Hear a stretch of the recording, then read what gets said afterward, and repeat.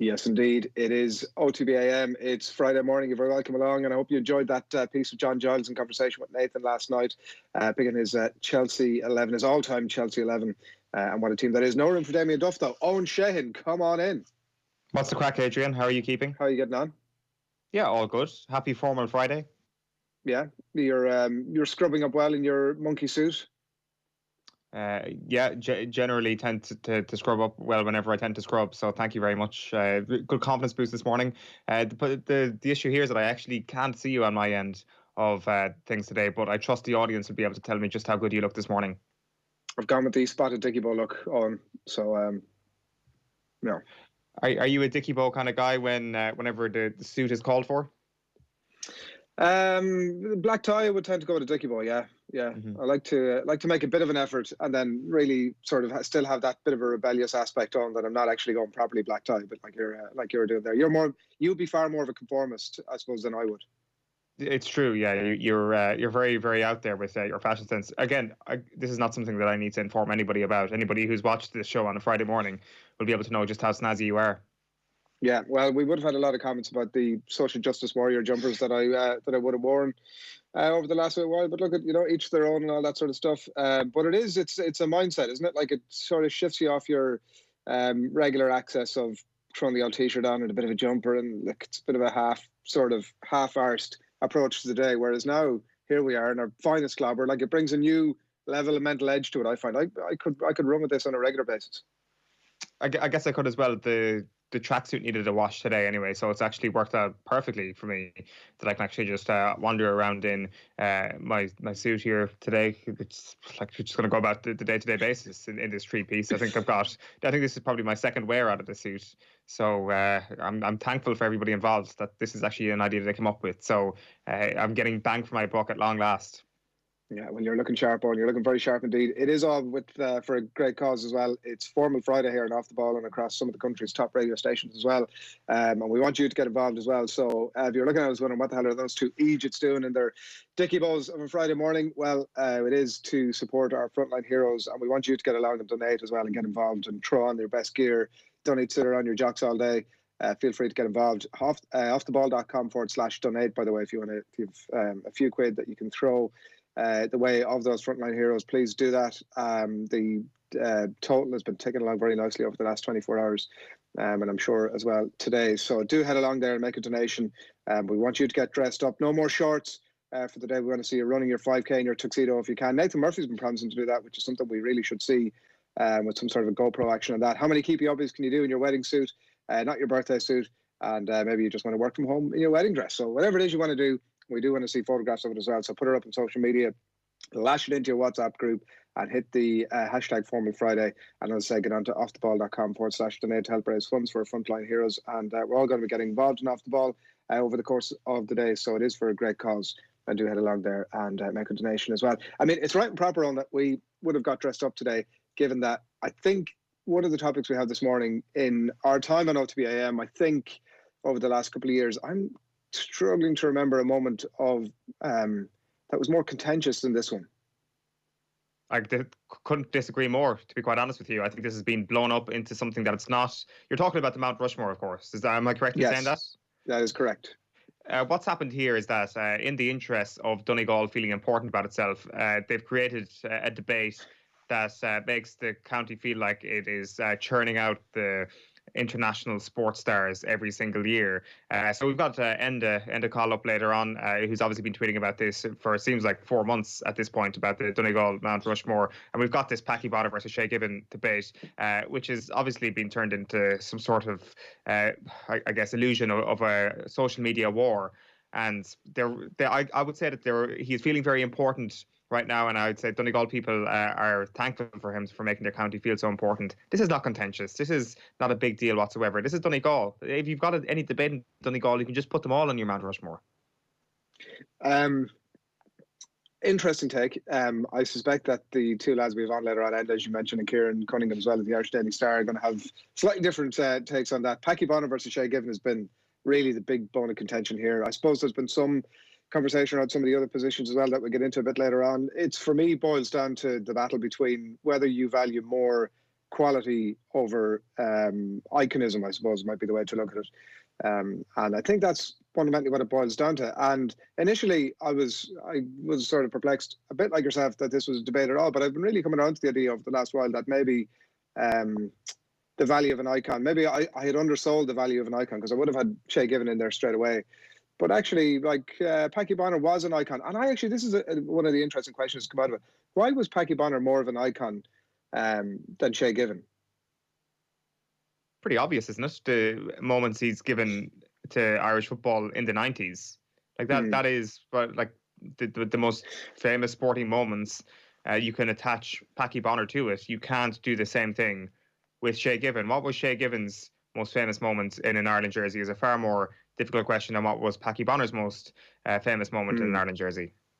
Yeah, I suppose maybe he doesn't. I suppose what I'm getting is I don't feel that Shay Given gets the love probably that he deserves, like, regardless almost of Packy Bonner. Like, there is a little bit of the Robbie Keane's about him in that he did incredible service for his country and just tends to get forgotten about in a conversation like this. He should be, given the quality of the guy, just should be a very straightforward pick for Donegal's Mount Rushmore.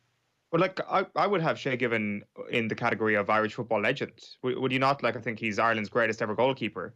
No question about that. And by dint of that very fact, I think he's deserving of his place. Like, we can get into the Mount Rushmore conversation later, where I think both of them should be included. But just at this moment, if you wanted to do Packy Bonner versus Shay Given, I think we both agree that Shay Given is the superior goalkeeper.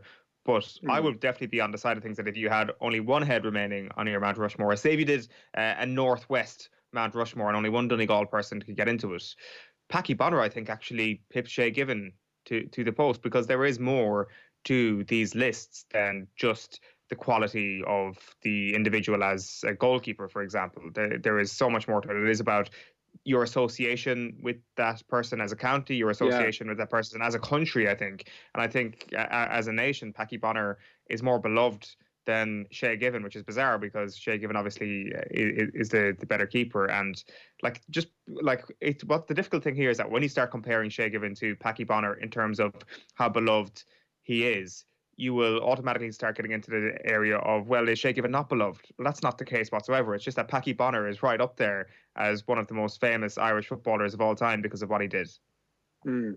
If it was a Mount Rushmore of Donegal sporting moments, I'd be with you. I just think that if you look over the longevity of Shay Given's career, he played in a far better standard league than Packy Bonner did, was at some points in his career considered to be world class. There's no getting around that. He was linked with some of the best clubs on the planet at the time. Now, obviously been linked to them, and to be fair, he did play for Manchester City at a time when the money had come in as well.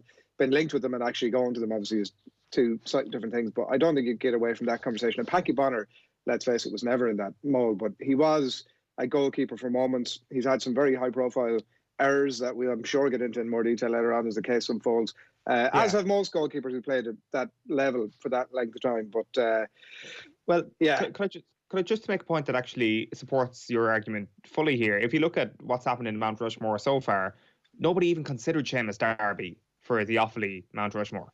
Now, it was because he obviously is probably the most famous Offaly footballer of all time around the country, but he was clearly not the best Offaly footballer of his generation, and Matt Connor was the one who eventually managed to sneak his way into that Offaly Mount Rushmore. If you were using the same logic in this Packy Bonner versus Shay Given debate, then Shay Given makes it. The only thing that's different, however, is that Matt Connor managed to achieve the things that Seamus Darby did. Shay Given wasn't part of the team that Packy Bonner was for the Republic of Ireland, and that team is just not held in as high regard as the Packy Bonner team. Yeah, and they broke the mould, which is a conversation when it comes to the Donegal GAA and who should go up from that side and the Gaelic football side, who should go up there. It is almost a replica conversation about somebody who broke the mould and then somebody who came afterwards that might have been higher in the quality stakes, but there is a value obviously in breaking the mould. A couple of comments coming in on David Carr on YouTube says that he's not overly confident that he can fit into his suit since the lockdown started, wondering if there's an alternative option. I think just lash it on you if it's, get it on and open buttons, whatever you need to do to get it on, go for it. And Noel Cal says, Donegal have no real love for Given. It's Bonner and Coleman they love from the horse's mouth, he says. So, I mean, I don't know if that means he's a Donegalman. I'd say it probably is. Like it's off the top of my head, it's got to be Given, Bonner, Coleman, and Michael Murphy. And then does Jimmy versus Seamus Coleman really is the debate, isn't it? And well, Brian McAniff is the one that I think that it will be in a serious contention for that. Like, you just have to look at his CV and you can rattle it off. It's incredible, and also he absolutely, utterly broke the mold for Donegal. So, like, Jim McGuinness came afterwards and was part of the '92 team, obviously, but I think I would find it difficult to not include Brian McAniff in that list. Well, they're very fortunate that they have a very underwhelming history. They've only got 2 All-Irelands. It makes the job far easier for Enda. I do appreciate that all your commentary so far has been Kerry related as well. So look, we'll come back to that just a few moments' time. But do get your thoughts in on it. It has, despite what Owen is saying, it has been hugely contentious over the last 48 hours or a little bit more, and I'm sure there's going to be lots more contention on the show today as well. So 8:10 on this Friday morning. Delighted to have you along with us. Do keep in contact with us over the course of the morning. Wherever it is you're at, we do want to hear from you. If it's thoughts about Donegal or beyond, we'd love to get your thoughts in. So here's what's happening in the world of sport at the minute. Liverpool edging closer, we're told, to being crowned the Premier League champions. UEFA say they relax their approach to European seasons, finishing early, the prospect of leagues being voided out of the question now. UEFA urging individual nations to decide for themselves which teams should be crowned, leaving it nice and loose, of course, if the seasons can't be completed because of the coronavirus pandemic. UEFA saying decisions can be made on the basis of sporting merit, where there's a public perception of fairness.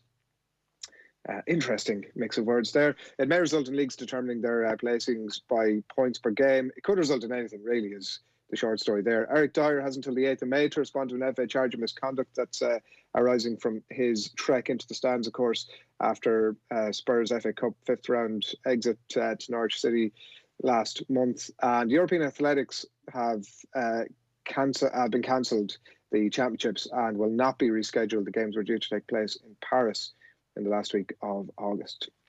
So that's the world of sport for you this morning. It's just gone 8:10, and here's what's coming up on the course of the show this morning.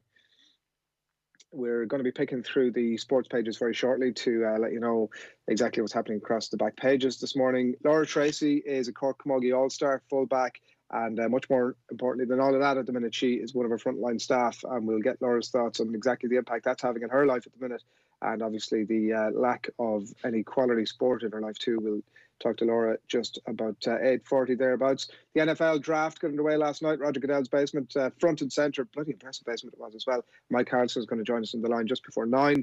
Get his thoughts on the initial rounds there. Mount Rushmore, Donegal's Mount Rushmore after 9 o'clock end, a call of Off the Ball and Kieran Cunningham of the Irish Daily Star, the two people who are tasked with refining that Donegal list. And we've a crappy quiz coming your way as well at 9:40 this morning. So that's all en route for you over the course of the morning. We do, as I said, want to hear from you. We do want you to get dressed up in your finest clobber as well. So get up on offtheball.com/donate. And if you want to get into your tux or your suit or your wedding dress or whatever sort of formal gear you have, lash it up on social media as well. Put up a photograph or a video there explaining to people why you're getting involved, and include the hashtag Formal Friday. Right, it is time for the sports pages. OTB AM. We're going to kick things off as we always do on offtheball.com for you this morning. Interestingly enough, the crappy quiz is the main story up there for you this morning. So, I mean, if you want to go and indulge in that. The classy quiz, as it's been called. Yeah, the Drive for 5 obviously was the big talking point this week that probably had more talkability, in fact, than the Donegal Mount Rushmore, and plenty more up there as well. The French Open being postponed for a further week in a new tour schedule. I mean, issuing a schedule at all at the minute seems like such a dumb exercise, but nevertheless, I'm sure we'll go through the motions over the coming months as we get all that sorted out, and plenty more as well up on offtheball.com. I'm going to go to the Irish Independent this morning. Fairly striking headline here. Be ready to move quickly, which is a quote. It's like Navy SEALs going in to kill Bin Laden or something like that. It's actually Croke Park chiefs urging counties to have plan in place to restart club game. So this is a good story here. The GAA have contacted county boards, according to Donegal Boyle's story here, urging them to be ready to move quickly with regards to club fixtures as they step up preparations in the event that the association is given the go-ahead to stage matches this year. We're still awaiting full formal confirmation as to what is actually going to happen, but clearly this communication has been leaked, and it's looking like the GAA are looking at the probability of a sizable club window coming first if restrictions are put on attendances, and that is obviously something that is going to happen. There will be restrictions on attendances, but like, you wonder if people are just going one step too far in actually assuming that under 5,000 means everything under 5,000 is going to be okay. Like, while the red light has been given to everything above 5,000 for the time being, or after May 6th or whatever, it not necessarily means that there is a green light for everything under 5,000. So it'll be interesting to see if there's any further movement on that over the next couple of weeks. You suspect that there will be. And McKillop feels Tokyo Games may not go ahead next summer. This is Michael McKillop, who's obviously won gold medals at 3 Paralympic Games. He's concerned about Tokyo 2021 going ahead due to the global nature of the events. And then finally, Kenny can deal with snobbery, insists Ollie Horgan. It's Daryl Horgan. Ollie Horgan is elsewhere in the newspapers this morning. Daryl Horgan insists that his former boss, Stephen Kenny, can deal with the snobbery attached to his League of Ireland background.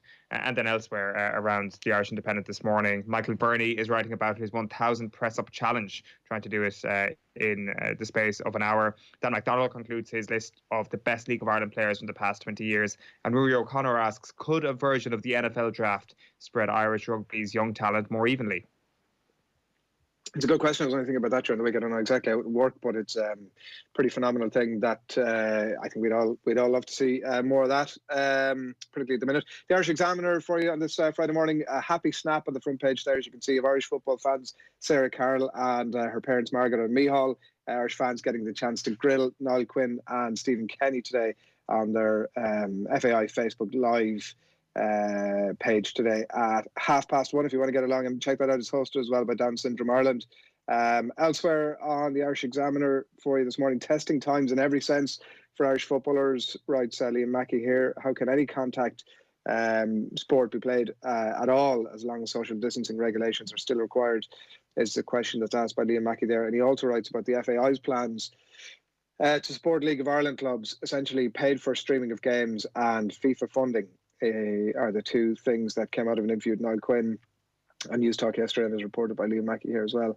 Whether there's anything deeper than that, we have yet to see, but kind of surprising that that's the sum total of it as far as we can see it. It's live streaming for games, and I could easily see how that would work for Bohemians, Rovers, Dundalk, a lot of the top clubs get big attendances.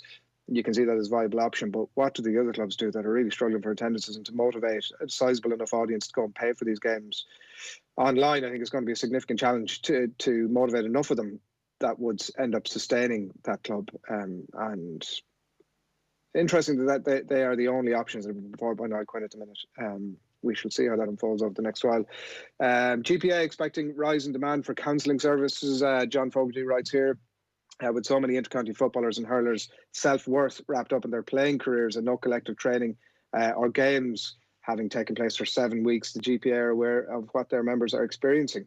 I mean, it was definitely struck me as something that I think the same point will very much stand for a lot of people who are being temporarily laid off from their job at the minute, or in fact losing their jobs, that a lot of people's self-worth is wrapped up in what they do professionally. And then in the absence of that and the general lockdown, I'm sure that those services, not just for footballers and for sport, will be required across the board. And finally, from the Examiner, Jamie Gardner on that UEFA opening the door for playoffs to resolve Champions League places. It stated that if competitions cannot be completed in full, then the next option should be to restart with a different format in a manner which would still facilitate clubs to qualify on sporting merit.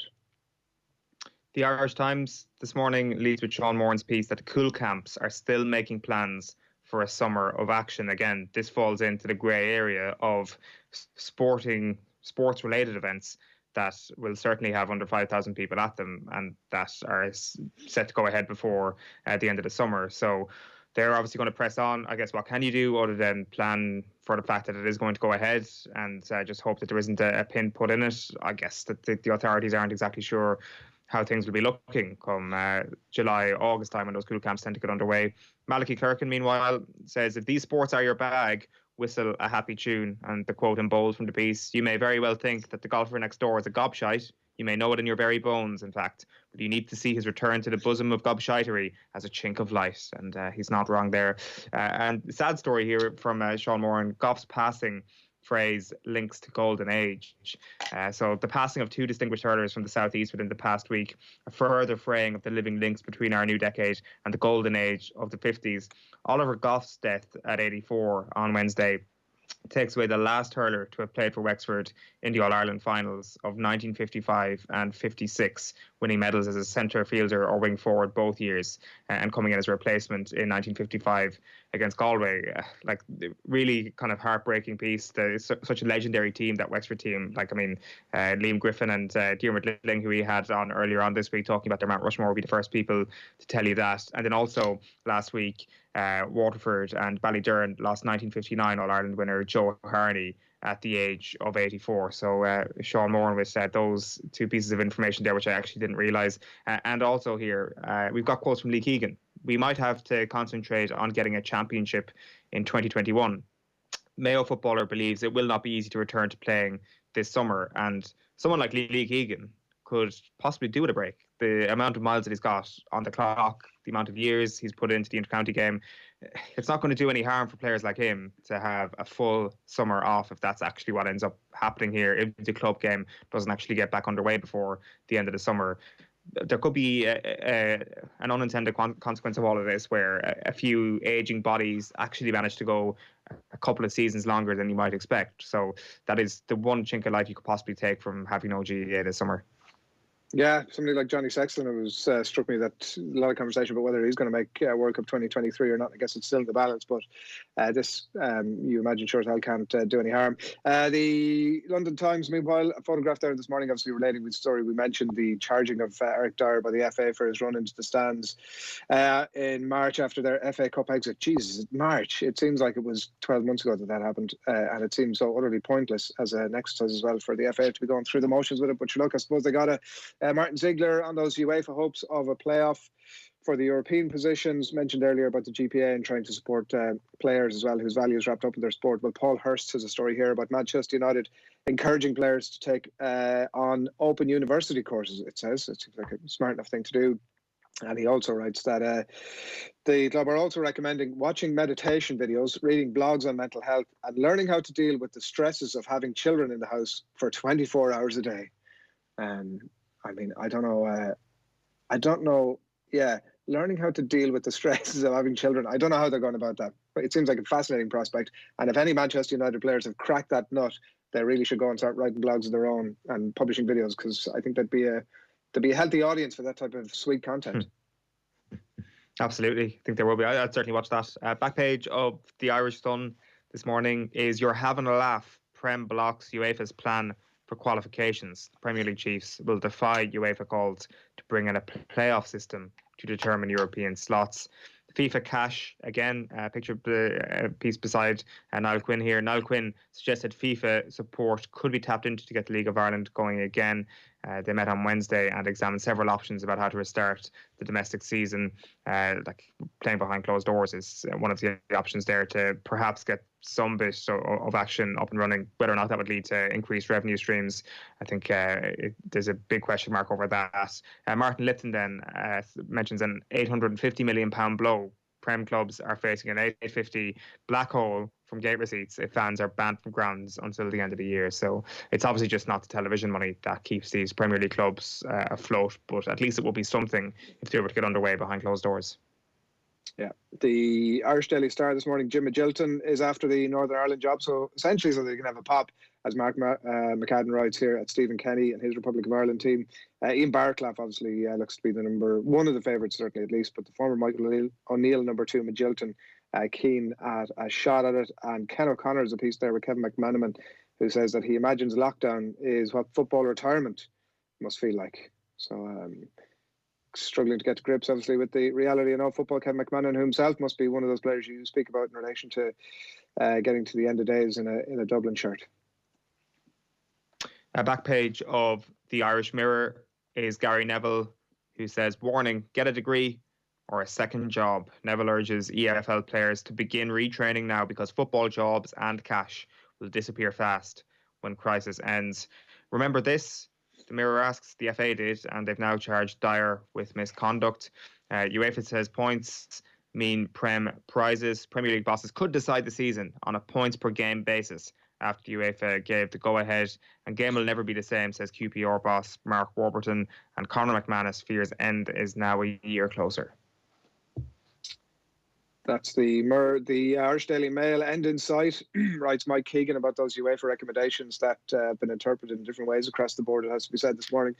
Decided on sporting merit is the interesting phrase that's come up across these. A nice vague phrase to move leagues in the right direction. Exclusive interview inside with Robbie Fowler and Niall Quinn, as we mentioned, his plans to live stream League of Ireland games, writes David Kent there in the back of that FAI interim deputy CEO's interview with News Talk yesterday. The back page of the Herald is a fairly snappy headline. Snobbery. Kenny's Euro record shows he can mix it with the best, says Daryl Horgan. And Reds set to be the champs. Liverpool appear set to be the 2019-20 champions, whether the campaign is finished or not. And also the top 50 League of Ireland stars has been carried in the Herald as well this morning. And the Herald also asking the question about the potential of 2 championships in 1 year.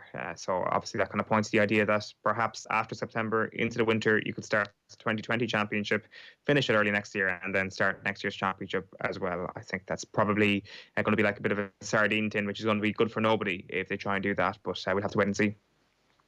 The Guardian, Rob Kitson here. The lots that is repeated across the other pages as well, but one story that isn't Rob Kitson on rugby clubs' dissatisfaction at World Rugby's plans to play extra international tests once the coronavirus restrictions are lifted, in their bid obviously to recoup lost revenue there. And clearly clubs not happy that their players will be required to give even more time to the international game when the clubs themselves, their very existence, is under threat.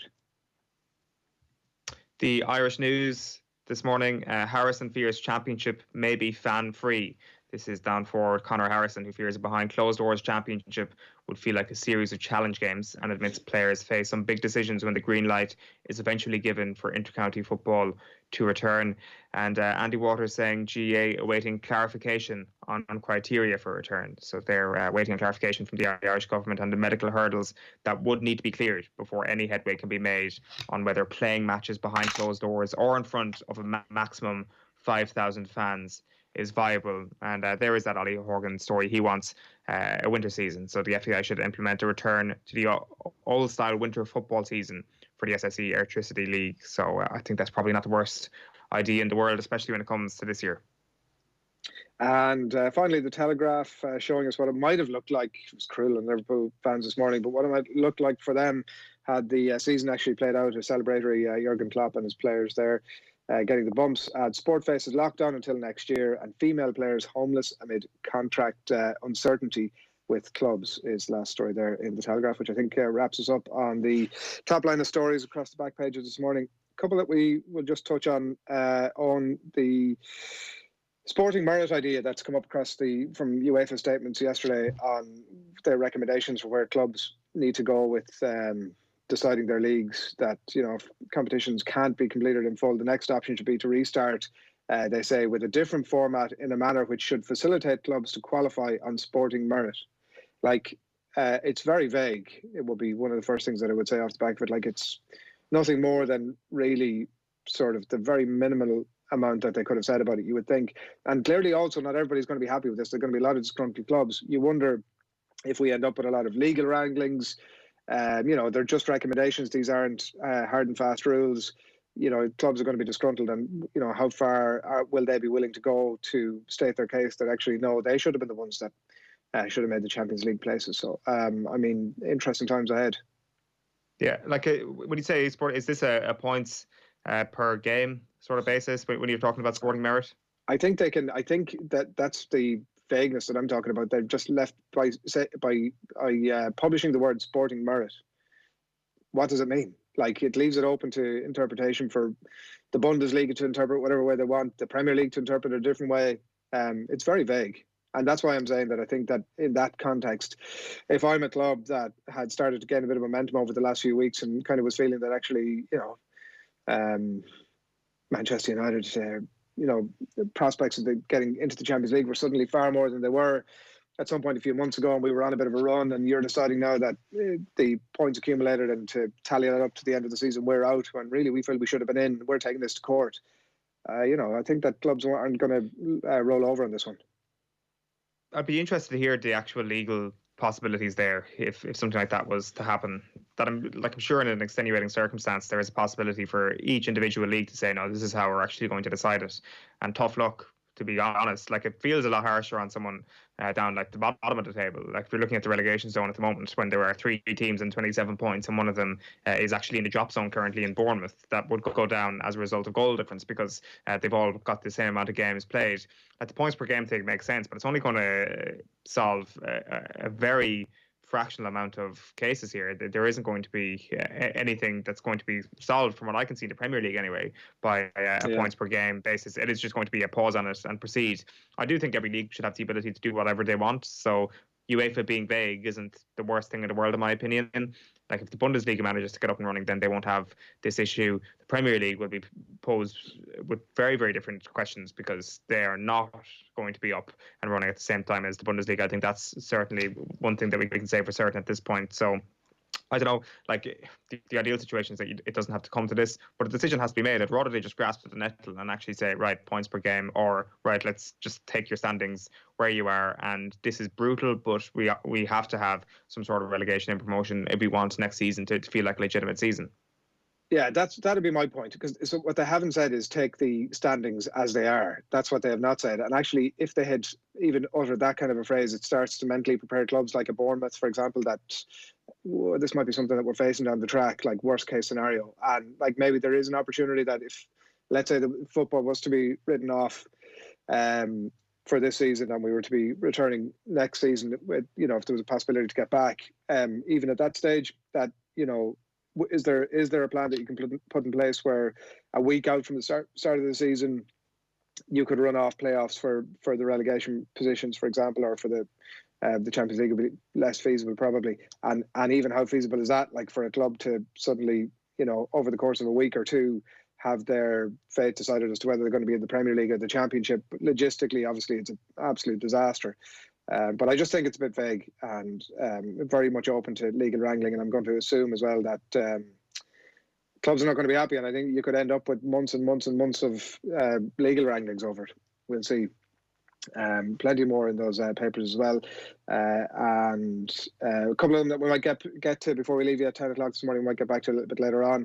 But we've plenty to come over the course of this morning. A reminder as well that we aren't just dressed up in our dicky balls and our finery just for the crack. We are taking part in Formal Friday. You can head along to offtheball.com/donate to get much more detail on all of that. It's for a great cause. We're making donations and raising awareness for our frontline heroes, and we want you to head up there and make a small donation, whatever it is that you can. We'd love to have you involved in that as well. If you are going to get dressed up in your fineries, do let people know about it as well. Put it up in your social media accounts, drop it into your WhatsApp groups. Bang the drum generally about what it is you're doing today. So up next, we're going to be chatting to the Cork Camogie Star frontline worker, Laura Tracy. But first, let's hear from Donegal footballer and Garda Sean Patton, who caught up with Nathan last night. It's absolutely amazing. It's crazy to think, in this day and age, we're in the situation we're in. And looking at the country so far, we've probably handled it probably one of the best out of most of the countries, and as you say, a lot of people are actually taking on the advice, and the work's absolutely amazing. Everybody's doing, you look at the people that are really coming into contact with it, like the ones in the HSE there that are, they're working day in, day out, and it's frightening. But on our side of things, it's crazy to maybe have to stop somebody that's, especially with the weather we've been blessed with the weather, and somebody that wants to go to the beach or wants to go for a walk with their kids to somewhere that is unnecessary, and kind of advising them not to, and telling them to maybe go back to their home and go for the walk within the two kilometres of their house. Like, it's something I didn't think it was going to be part of the job, but unfortunately, with the situation we're in, it's